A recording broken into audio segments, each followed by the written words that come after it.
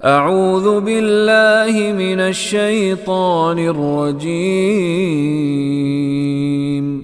बिस्मिल्लाहिर रहमानिर रहीम। मौलाना मौदूदी का पढ़ा ये जो तस्वीर बनाते हैं उसमें कि ये परछाई की तरह है। परछाई किसी चीज़ का साया होता है। हाँ जी। उसको हम महफूज नहीं कर सकते, सेव नहीं कर सकते। जी जी।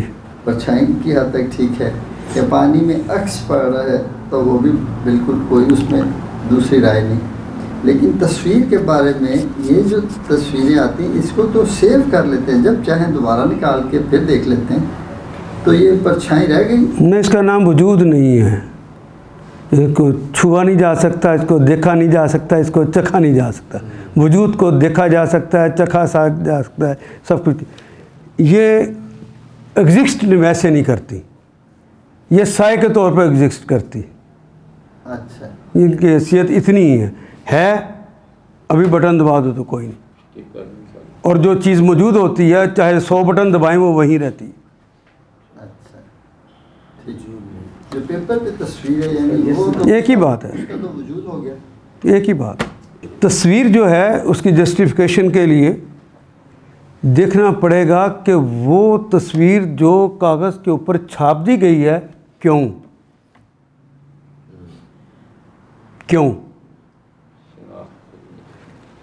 मुल्क के दिफा के लिए ज़रूरी है आपका आईडी कार्ड बने, उसके ऊपर तस्वीर लगे, तो ये लगाई ही इसलिए गई है कि मुल्क की दिफा को मजबूत रखा जाए, आपकी पहचान कायम रहे। तो ये चूँकि ख़ुद ये जो मकसद है, ये मकसद जो है वो इस्लाम के ख़िलाफ़ नहीं है, इसलिए ये जायज़ है,